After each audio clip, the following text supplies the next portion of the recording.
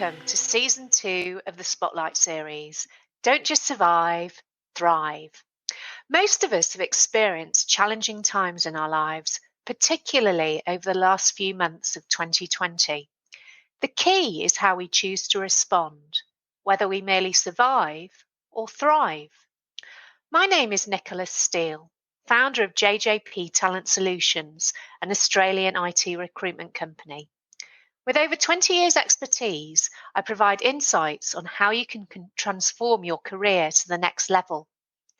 The focus of Season 2 is around reinvention and how we can thrive in the new normal.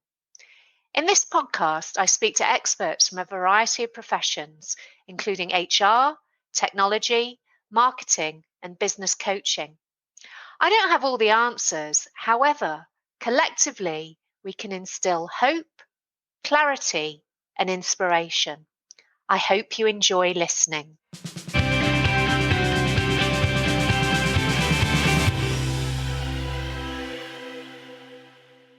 I'm delighted to introduce Mel Telecican. Mel is the owner and head strategist of Loyalist.com. She specialises in marketing strategy, especially analysing why previous marketing efforts didn't work and which marketing efforts are worth investing in. Mel, thank you for joining me on Season 2, Episode 4 of the Spotlight series, Don't Just Survive, Thrive. Thanks, Nicola. Good to be here. Season 2, I love it.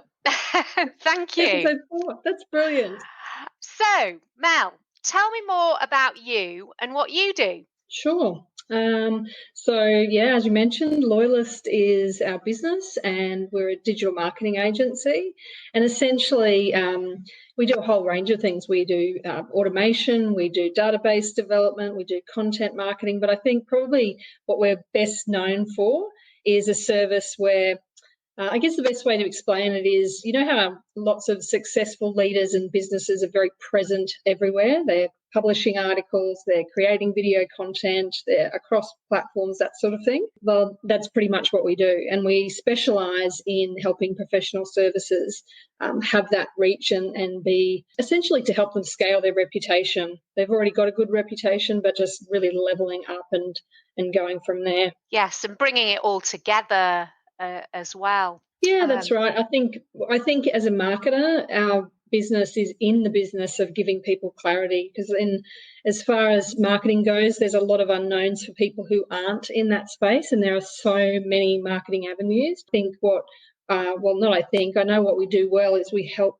give people clarity around what it is that they probably shouldn't have done in the past, when you can have a look at evidence and stats and wonderful things like that. Give reasoning to people around why that may not have been a good move, and then essentially find opportunities for what people could be doing to leverage off what they're doing well already, or opportunities for optimization. I think better way to spend funds than sort of, trying different approaches and hoping for the best. Absolutely. And it makes perfect sense. However, I guess at the moment, quite a lot of companies are going to be really mindful of their cash flow. So should they be investing in marketing now during the current crisis, or just taking a break, saving their funds?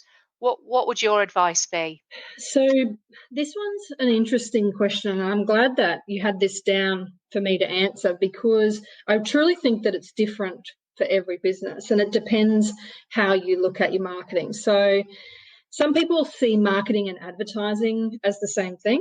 So whether it be that they've got to take some ad space or an advertorial, or let's say a billboard, or a newspaper ad, things like that, more advertising, even though it's content in there, more advertising based.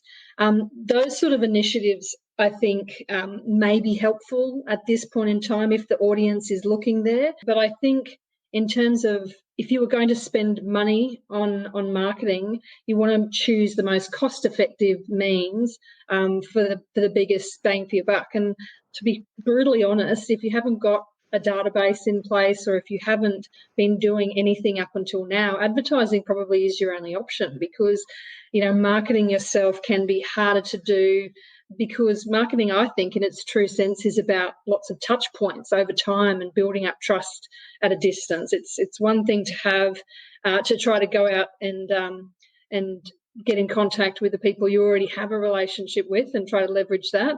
And it's another to try to go out there to a broader market where you have had no presence or no connection at all. And that's where it can get really, really expensive. I wrote an article not that long ago about whether people should be marketing right now. And I think the other side of this is about messaging. So there's some lots of marketing out there because naturally that's what people think they need to be doing when they need to get, let's say, clients in the door or customers buying. But I think messaging is really key to that. And when people are in a reactive state and they're really, genuinely stressed about their businesses and being able to keep employees on and things like that, marketing messaging often is really poorly done because it's done pretty quickly and without a whole lot of real strategic thinking around it. So, yes, I think people should be marketing, but I think they should be thinking about their messaging really well. And I think they should be looking at all of the opportunities that exist for them from a perspective of, let's say, looking at something like Google Analytics, which is, looking at the back end of your website and having a look at, where the opportunities lie in existing traffic that's coming to particular pages and start doing some work potentially there if there's opportunities there. I think it can just get very expensive very quickly and very fruitless without a really solid investigation first and then strategizing off the back of that. So looking at what you've got already and then, as you say, making that strategy. And I like what you brought up about what kind of content that you're actually using at the moment. So I think I discussed with you that I had these great plans in January, had content I was going to share on a daily basis. And then when the whole COVID thing really hit Australia, just felt really wrong, really inappropriate what I was sharing and at best poorly timed or possibly even insensitive. So as a marketing expert, what would you suggest for organizations to design a marketing strategy that is well timed, isn't insensitive? Yeah, I think it's first of all, it's the recognition, right? You've already done that, and so many businesses have. Some people haven't because they've already got things in play and I guess sort of ticked that box. So it's first of all, being open to that. I think the reality is, like all the other elements in our business, and this is going to be hard for people to hear, it has to be agile. I know for the clients that we're working with right now, we're normally 1 month or 2 months sometimes ahead of schedule in our planning because we've got an SEO strategy in place and we're doing a whole bunch of things to have bigger, longer term results. But what we've had to do is go, okay, well, all that stuff that we had ready to go, it's not even necessarily insensitive in these situations. It's just not relevant. It's relevant, probably for a portion of the market, but you've got to look at opportunity, right? So, if I think about one firm we're working with, just to give you an example of how sort of thinking is that, we were going to do an article which is really important about how sometimes people who have superannuation policies, when they pass away, some Australian government superannuation funds that are old but still in existence have these structures that mean that even though people have their conditions in their will for who they'd like that money to go to and all that sort of stuff, there is absolutely no way that could actually happen because people don't know about the way particular funds are set up. And that's devastating, right? That's super important stuff. But we were due to put that out right at the beginning of this pandemic. We're talking about death. Is it the best time for that? Well, not really. Not really. Maybe not insensitive because it's helpful information. People need to know it. It's really important any day of the week. But what is the most important thing? Well, it's not that. Let's think about what else we can bring to the market that's relevant. And so what we have done is gone, okay, well, now we've got all these issues of people who still need to get things done that are really urgent, really important, impact people's lives. So, no, let's rewrite the content. Let's get on a phone call. Let's have that conversation. Let's unpack that. And it's a lot more work, but gee, it's had a great result. And so it's about, really taking that agile approach because from this week, at least in Queensland where I am, things have changed since yesterday. We've got a couple of grades going back to school as we record this, but other grades not. So, depending on what type of business we're talking about that we're promoting, the content has to be relevant. And you want it to be, because there is a timeline attached to pushing different things out, you've got to sort of plan and be open to a few different options. Similarly, I guess, to how the news works, right? You've sort of got to bring the most relevant news to date, and all those other news stories that we thought would be helpful at the beginning of the day at 6 p.m. news are no longer helpful. So while that might sound unattainable, I think I don't want to make it sound unattainable, because it's really not, but it has to be relevant. Otherwise, it's wasted energy, I think. Yes, and it is constantly changing, which you made that comment about season 2 is because season 1 was about when we were really in the thick of it, and now I don't know whether it's a recovery phase, but we're getting back to the new normal, so to That's speak. it. We're in this wonderful space of like hope now and sort of good news. Yes. And so if you were still talking about, the other content of like we're right in the midst of it, not as relevant for sure. Absolutely. And I love that, actually. Hope is probably a better word than recovery phase, that we're in Australia in a good position. So you talk about being agile. I think you might have used the word pivot, which is floating around a lot at the moment. If you could give me some examples of companies who have done that pivot successfully in their offering. So I've sort of seen two parts to this. I've seen people who have pivoted super effectively, and then I've seen people who have explicitly said, we're not pivoting. This is going to end, and we're going to stick to our guns because what we do is really important. And for us to move our energy and our resources and everything else to somewhere else would not be wise. So I think that's really interesting, because lots of talk about pivoting, and pivoting is great when you've got nowhere to go and your business is, literally dead in the water unless you pivot. But I do think it's been really interesting to observe.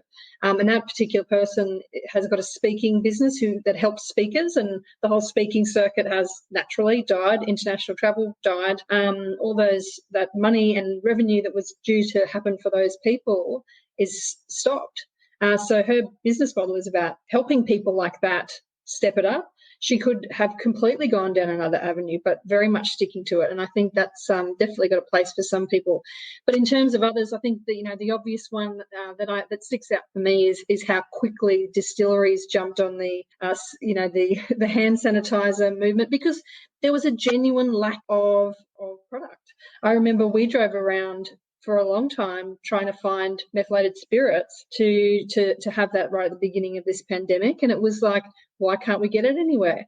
But so interestingly, pivoting needs to happen fairly quickly to have the impact you want it to have. But then it's only, I think, if you're going to pivot, it's only powerful or really effective if you've already got, say, for example, in that instance, distribution channels already in place, already got a market that you're very connected to, because otherwise, let's say you're a small distillery who just relies on, let's say the existing relationships that you have, B2C, let's say, for argument's sake, it wouldn't be enough to warrant having to change things perhaps, or you end up with all this product that you can't sell beyond the end of the pandemic. So it's, I thought that's probably the exciting one. I thought they did it really well. But everyone sort of jumped on the bandwagon then. But again, the person with the largest database, I believe, wins in that situation, the one with the marketing channels in place. They've got the biggest opportunity. So. And also doing social good to a certain extent. Totally. Oh, yeah. How great's that? To be able to do that, to get your team to be creating the recipe to do that effectively, to serve like that, not necessarily for profit, 100%. Definitely. And I heard another story. Do you know a company called Stage Kings? No. Tell me about it. So I think they're Sydney based, and they create big stages for events and what have you, which are obviously aren't happening. Yeah. But what they've done is now they create flat pack furniture, and have a look at it, because it's really gorgeous furniture. And they'll probably continue doing it when they can start doing the stages again. So they're a really good example of companies pivoting as well. Actually, as you're talking about that, I'm thinking about another one I did see on television, which people would have probably seen, and that was that the hospital staff, I think in Sydney or Melbourne, were lacking in uniforms because the volume of the amount of people were having to work at one time, laundering process, all of that sort of thing. So they were needing new uniforms made up, and it was a clothing business that had essentially stopped because no one was needing any of that those custom outfits. They created patterns and they got to making those frontline workers, which is incredible. Sometimes it's just the suggestion of one person, and the energy and the gusto of one person to make it happen, pull everyone together and get it going. And as well, I think another one was Louis Vuitton doing face masks. I don't know how expensive they were. But when it does get back to normal, like proper normal, or we've come out the other side, companies that have done that and done that social good aspect, that's marketing in itself, really. Yes. You think about them really positively and support them in the future as well. Yeah, I think so. I'm not sure about the Louis Vuitton thing. I'm not sure if did they contribute financially to anything. Not to take away from them, but sometimes there's making money and then there's jumping on the bandwagon. I don't know. To be honest with you, Mel, I'm not entirely sure, and I don't know whether it's just the Kardashians wearing them or the nurses. So I'm not 100% sure, but I mean more from like, for example, the distilleries and making the hand sanitizer, coming up with that really fabulous idea. I think even just the move of my local IGA, I know it was procedure. They put in a basin and paper towel, and they had the pumps there for people. They greeted all of us. They made sure that every single one of us was like, "Hi, can you please do this?" That just gave everybody a sense of that whole, I know that phrase, we're all in this together, but that sense of community. They were not letting anybody in without doing that, and that just it increased conversation, but it just, I think it did tie people together even from that perspective. Yeah, so many great opportunities. I think with the takeaway businesses, the restaurants, I think people have really embraced that wherever they could, because, they're obviously really hard hit, low margins in those sort of businesses. So, people moved quickly. Definitely. And I think as well, as you said about that connection in IGA, but generally, despite the social distancing, we do seem to be more connected to each other and want to help each other more generally, albeit 1.5 meters apart. That's right.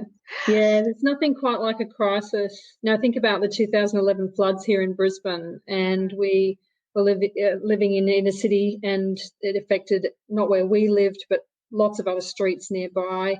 And the connection there for inner city was enormous, because essentially, you're having to, those are the people that you see every day but haven't perhaps thought to make a connection with. In that instance, in the 2011 floods, we were in other people's homes getting mud out of their, lower floors and things like that. Yeah, it is quite interesting. And especially, I guess that not being able to see family in real life, it's quite the wake-up call, isn't it? Yeah, definitely. Yeah, I moved here the year after the 2011 flood, so I wasn't a part of that, but we did watch it from the UK and see that mateship that you have in Australia and in Brisbane about bringing everyone together, which was really fabulous. So another question as well is, how has this crisis changed social media engagement, would you say? I think this is observation only. I don't have any stats or, tracking so much on this, but I think that it sort of connects back to what we're talking about. It's just evolved daily. So everything has to be in real time, I think, in terms of commentary. It can't be, too far planned in advance. I think it's a chance for people to share stories. It's a chance for people to educate on what they're doing right now and how that's working. And, I think especially when you're talking about, different states and territories having different regulations and rules on things, it's meant that people either have gone quiet on that platform because it's just too hard to manage, or there's some people who are really, or businesses that are really coming to the forefront because they are doing it, with a strategy in mind, but they're doing it every other day and bringing people stories that are relevant. And I think that, again, that word hope's going to come into it, is that, there are problems that need to be solved, even though there is great hope right now and optimism and positivity because the numbers are dropping. But it's definitely about educating people in the right way. That means that you're actually going to help them not identify the problems, but work with what they're already identified for themselves as an issue. So yeah, a bit of a delicate balance, I think, of not pushing the sell too much. As always, I think it's about serving first, but serving with very clear guidelines. And in marketing, there's some really clear frameworks that people just don't know or know and just don't implement. So with those in place, you can cover all those bases. You can appeal to people, you can be relevant, you can be up to date and get the cut through that you'd like. And also humour as well. Say that again. Humour always works. Humour, yeah, humour's great. I mean, humour gets great engagement. You've got to think about whether it matches your brand or not. Like if I think about, there's lots of great stuff, especially early on in the pandemic, right? I know with some of the other parents that I know, I've got a 7-year-old, we were sharing, great memes going around. It was hilarious, It's really slowed down on that front. But in terms of a brand and a business, definitely good, but it's got to match who you are, match who your brand is, and whether that's what we see when we meet you in real life. Like this morning I was looking at some marketing from a law firm who we don't work with, but I do know the gentleman who's one of the owners, and they put out some really funny content today. It was really clever, and it was basically, saying, we're lawyers, we're not, sitting by the pool, we're not baking, we're not doing all these things that people are saying that they're doing as part of, being in self-isolation. And there was videos of them in their homes, little snippets of things. Now, that works for them. They're very highly regarded law firm. They're really, they're not sloppy or too familiar or anything like that, but it works for them because it's a reflection of their personalities when you know them in real life. Different to, say, a firm that sort of presents differently when you meet with them in real life, and really personable as well. But that sort of marketing won't gel. It won't do anything for your brand long term, and it might get lots of likes, but we know likes don't mean a whole lot. And on the subject of social media as well, so a lot of people are working from home still at the moment. How can companies use social media to really engage their employees? Well, this is an interesting one, I think. So I think it's a perfect chance to highlight people in your business. So, I know we've seen the very sort of mainstream ways of doing that. This is, staff member of the week or whatever, we might see even in, say, something like Woolworths or Coles or whatever. Different to that, this is who this person is. This is what matters to them. This is how they've been managing, all with their consent, of course, but highlight the good that they're doing. For a lot of businesses out there, if you're able to keep your employees, they're working really hard probably for people to help them get through the other side of this as well. So, create parallel stories if you can't tell real stories to protect, the client's identity, but potentially share that. And, there's nothing quite like an employer or a business showcasing their people and, not just telling them they're proud of them, but broadcasting that to a broader audience. It's particularly important, I think, especially as we go through this transition that's going to happen, where we're going to have everyone coming back into workplaces, perhaps gradually.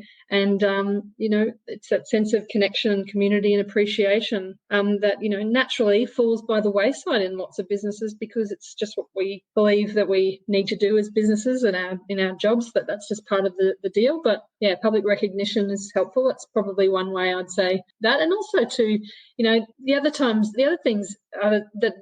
thing is that not everyone gets to see the fruits of their labour. If you think about all of the people that are involved potentially in an outcome, wouldn't it be great to be able to say, well, these people were part of that, and this is how it eventuated. This was the end result. Bit of storytelling. Yeah, storytelling. And it's always good to get that pat on the back, be told you've done a good job, And even more so if it's out for the whole world to see there. So that's a great idea. And I've seen quite a few companies do that and really humanize the company as well. How companies treat their employees now, I think as well, is whether when we come out the other side, whether the employees actually want to stay with them or find companies that do recognise their talents more. So it's hard, isn't it? Because, if the damage is done now, it's done, and it's hard to come back from.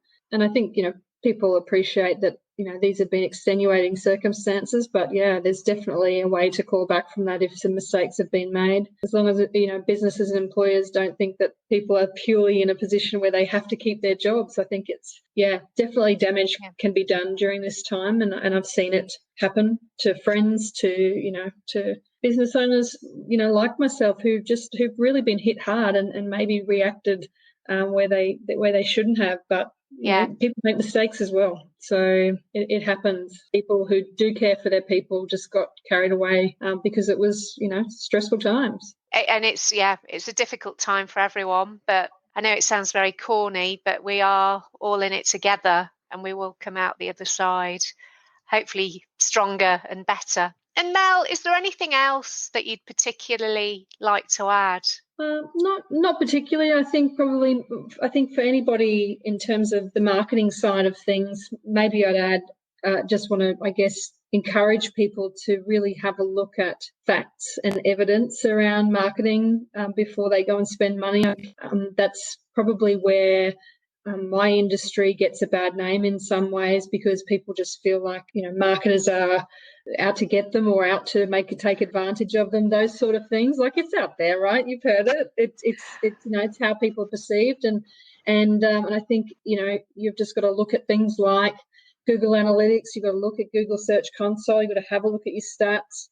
And then you can make good decisions. And if you're armed with a little bit of knowledge, then you can feel confident about your next steps rather than having to put all of your hope and trust into just one place. I think it's like anything in your business, your financials. You don't just rely on your accountant and your admin people who are managing finances for you. You've got to have your head around a little bit of this so you can make good decision making. So those places are good places to start. That's really great advice. Thank you very much for sharing your insights, Mel. You're welcome. Thanks for having me. Yes, my pleasure. And anything else at all? No, I think that's it. I just want to say congratulations. You've pulled this together, this podcast, in a short amount of time. You're a gun. I can't believe the turnaround time that you've made this happen and produced it. And very impressive. I've had two podcasts now, and I can guarantee they did not get produced with the quality yours has in that amount of time. Well done. Wow. Well, thank you very much, Mel. That's really kind. I didn't expect that, but well, super timely, right? So this is the thing. This is that relevance piece, right? You wanted to do something that would serve, and you've absolutely made that happen. And it's not easy. I know that. So well done. Yeah. Congratulations. Well, thank you.